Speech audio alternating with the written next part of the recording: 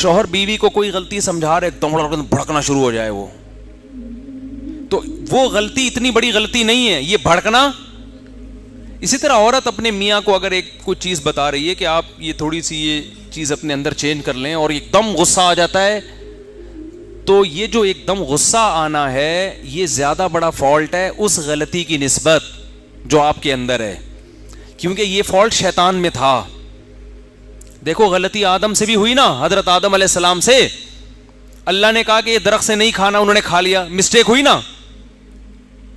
تو مسٹیک تو آدم سے بھی ہو گئی. اللہ نے کہا غلط کیا, انہوں نے کہا اللہ معافی چاہتا ہوں, غلط ہو گیا مجھ سے, معاف کر دے, ختم.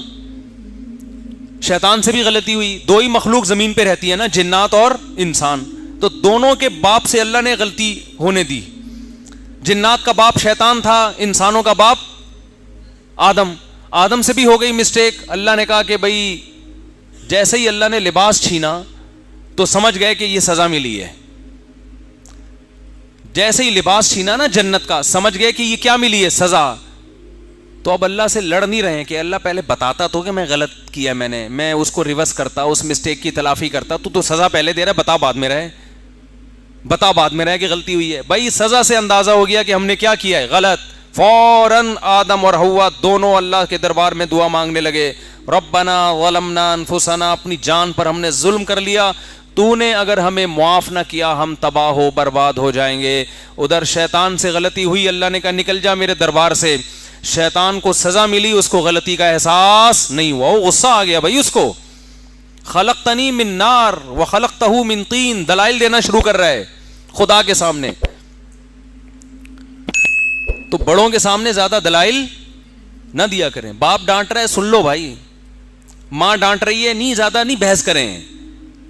استاذ اگر کوئی بات سمجھا رہا ہے آپ کے اپنے شاگرد کو, بحث نہیں کرو, سن لو آرام سے تمیز سے, اچھا سر آئندہ خیال کریں گے. آج ڈیبیٹ جو ہے نا, ڈیبیٹ بحث مباحثہ, اس کو کانفیڈنس کی علامت سمجھا جاتا ہے کہ بڑا کانفیڈنٹ ہے یہ آدمی. تو غلطی کو مان لینا, اس سے انسان کا مقام کم نہیں ہوتا بلکہ بڑھتا, اس سے برداشت پیدا ہوتی ہے. دیکھو اللہ نے جتنے بھی دنیا میں قائد پیدا کیے ہیں ان سے ایسے کام کروائے ہیں کہ ان میں برداشت پیدا ہو, برداشت پیدا ہو. تمام پیغمبروں سے بکریاں چروائی گئی ہیں. آپ سوچو یار, پیغمبر کا مقام دیکھو اور ان سے کام کیا لیا جا رہا ہے, بکریوں کے ریوڑ ان کے حوالے کیے جا رہے ہیں. موسیٰ کلیم اللہ کیا کم مقام تھا, موسیٰ کلیم اللہ کوہ طور پہ بلا کے اللہ ہم کلام ہو رہا ہے, کام کیا لیا جا رہا ہے, 10 سال بکریاں چراؤ.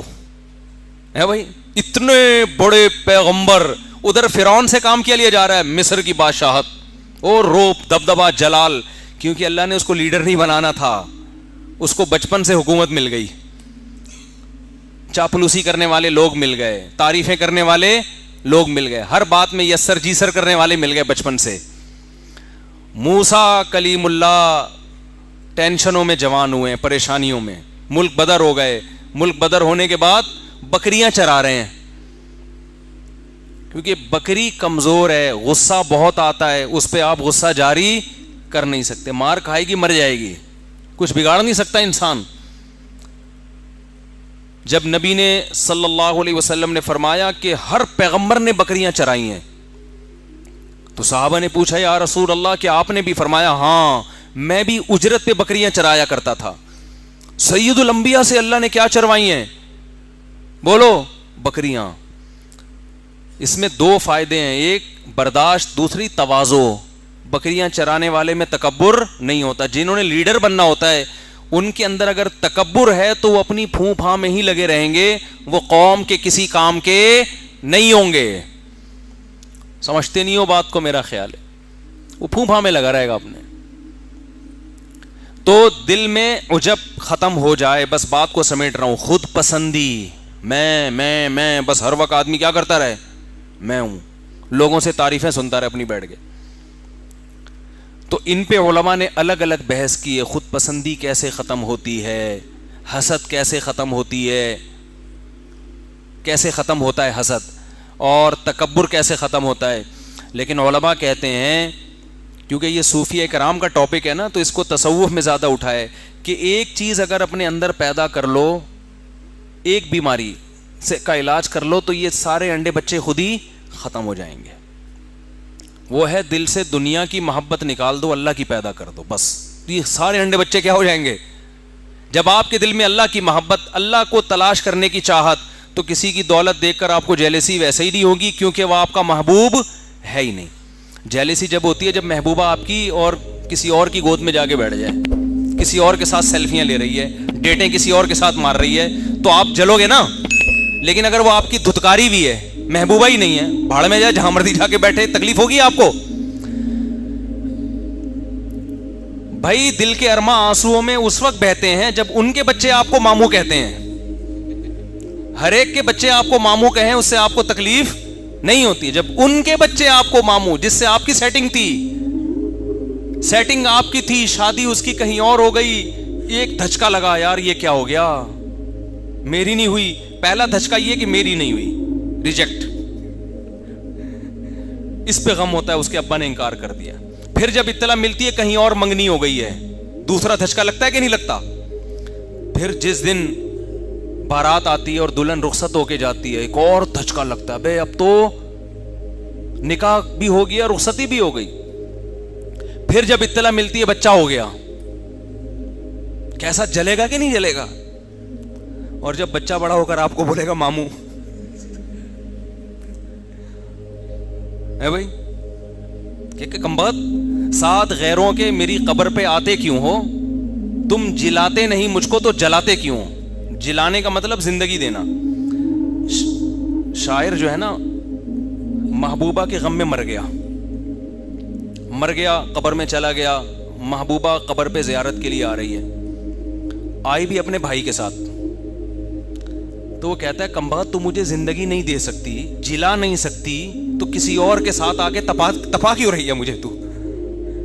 یعنی قبر پہ تو کم از کم اکیلے آ جانا ملنے کے لیے, قبر پہ بھی بھائی کے ساتھ نہیں, یا میرے اپنے عاشق کے ساتھ آ رہی ہے جس میں جل رہا ہوں. یعنی تیری سیٹنگ کہیں اور ہو گئی تھی, تو اس بندے کے ساتھ آ رہی ہے میری قبر پہ. یار تو ساتھ غیروں کے میری قبر پہ آتے کیوں ہو, تم جلاتے نہیں مجھ کو تو جلاتے کیوں ہو. تو جب جلے گا نا, جب محبوبہ آئے گی ولن کے ساتھ اس کی قبر پہ, کیا خیال ہے, پھر جلے گا یہ. تو جب وہ آپ کی محبوبہ ہی نہیں ہے میرے بھائی, تو پھر کسی کے ساتھ بیٹھے آپ کو اس سے تکلیف نہیں, آپ کے ریجیکٹڈ ہے, وہ پسند نہیں کیا آپ نے اس کو. تو دنیا اگر ریجیکٹڈ مال بن جائے آپ کا, دل سے نکل گئی محبت گاڑیوں کی, بنگلوں کی, دولت کی, اور اللہ کی محبت آ گئی اس کی جگہ, تو پھر یہ دولت کسی کے پاس دیکھ کر آپ کو جیلسی, بولو, حسد ہی نہیں ہوگا, پیدا ہی نہیں ہوگا. حسد کے جو کیڑے مکوڑے ہیں, یہ اللہ کی محبت ایسا اسپرے ہے کہ یہ حسد کے جراثیم کو نگل جائے گی آپ کے لیے, کہ یہ کوئی بڑی چیز ہے ہی نہیں. اور عجب, خود پسندی بھی ختم ہو جائے گی, اس لیے کہ انسان کو جس سے محبت ہوتی ہے نا, وہ چاہتا ہے مجھے ہر قیمت پہ محبوب چاہیے. تو محبوب اگر تعریف کرے گا تو خوش ہوگا, محبوب کے علاوہ لوگوں کی تعریفوں کو وہ لفٹ نہیں کراتا, اس کی نظر میں اس کی ویلیو نہیں رہتی ہے. وقت ہو گیا ہے کافی زیادہ, ورنہ اس پہ میں ہر چیز پہ مثالیں دے کے بات سمجھاتا. خلاصہ یہی نکلا کہ اللہ کی محبت پیدا کر لی جائے, اور وہ جب تک نہیں ہوگی جب تک دنیا کی نکلے گی نہیں. یہ دونوں محبتیں ایک دل میں جمع ہو نہیں سکتی, اور دنیا کی جب نکلے گی اس کا ایک فارمولہ ہے, ایک طریقہ ہے. ہر وقت یہ دماغ میں مسلط کریں کہ یہ مسافر خانہ ہے, رہنے کی جگہ نہیں ہے. قبرستان جایا کریں نا, حدیث میں آتا ہے, جا کے دیکھا کرو یہ کیسے پڑے ہوئے. جب جائیں نا کسی شاپنگ مال میں, او زبردست مالدار لوگ آئے ہوئے ہیں شاپنگ کرنے کے لیے, غریب کو بڑی حسرت ہوتی ہے, یار ایک یہ لگژری لائف اسٹائل ہے, ایک ہمارا جھونپڑا ہے. تو یار شاپنگ مال سے نکل کے سیدھا جاؤ قبرستان. یہ سارے شاپنگ مال والے کہاں جائیں گے, لیٹے ہوئے ہوں گے قبروں کے اندر. بڑے بڑے تھے اس میں, آپ ڈیفینس کے قبرستان چلا جاؤ اگر آپ کو رنگی ٹاؤن کا اچھا نہیں لگ رہا, ڈیفینس کے قبرستان جاؤ, کلفٹن کے قبرستان جاؤ, آپ کو لگے گا بھائی اورنگی ٹاؤن کے قبرستان میں اور ڈیفینس کے قبرستان میں اوپر سے تو فرق ہے, اندر سے کوئی فرق, اوپر تو ہوگا شاید کوئی تختیاں وختیاں لگی ہوئی ہوں گی, تو اندر سے سب جتنے کیڑے مچھر کالونی والے کی قبر پہ ہوتے ہیں اتنے ہی کیڑے ڈیفنس کے اندر جو لیٹا ہوا ہے اس کی لاش پہ بھی اتنے ہی کیڑے. ملیر کینٹ ڈیفنس اور اللہ بھلا کرے کلفٹن گلشن اقبال قبرستان اندر سے سب کے ایک جیسے. ختم 2 دنوں کی کہانی ہے یار, گزر گئی گزران, کیا جھونپڑی کیا میدان, ختم ہونے والی دنیا ہے یہ. کیا کرنا ہے اسے دل لگا کے.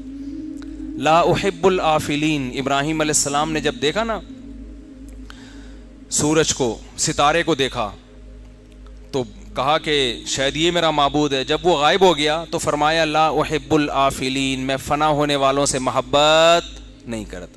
اور اللہ کی محبت پیدا ہوتی ہے ذکر اللہ کی کثرت سے.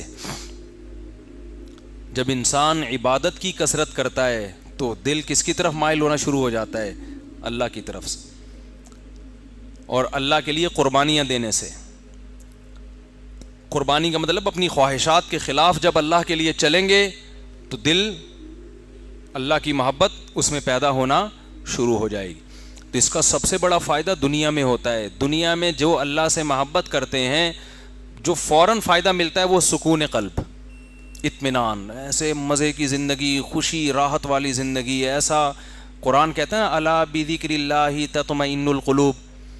وہ کسی نے ایک ویڈیو شیئر کی کہ یورپ میں کسی کنٹری میں کوئی خودکشی کے لیے جا رہا ہے تو ایک دم کسی نے بچا لیا نا, اس کو قربانی دی بس ڈرائیور نے. تو لوگوں نے کمنٹس کیے ہوئے تھے دیکھو وہاں کے لوگ کتنے اچھے ہوتے ہیں, بس ڈرائیور نے بس روک کے جا کے پکڑ کے خودکشی سے روکا ہے. واقعی بڑا اچھا کام کیا, اپریشیٹ کرنا چاہیے. لیکن یہ نہیں دیکھ رہے کہ ایک خام خواہ میں خودکشی کر کیوں رہا ہے کوئی. اس معاشرے کے پازیٹیو پہلو کو تو دکھایا جا رہا ہے کہ اگر ہمارے یہاں کوئی کر رہا ہوتا تو بس ڈرائیور نہیں روکتا, بلکہ عین ممکن ہے بس کی وجہ سے خودکشی کر رہی. کوئی 4K میں بیٹھ جائے نا کراچی میں, جب تک وہ بس کے اندر ہے اس کا دل کرے گا میں خودکشی کر لوں, کھڑکی سے چھلانگ لگا لوں میں. وہ تو شکر ہے اترنے کے بعد پھر وہ سکون ملتا ہے تو خودکشی کے خیالات ختم.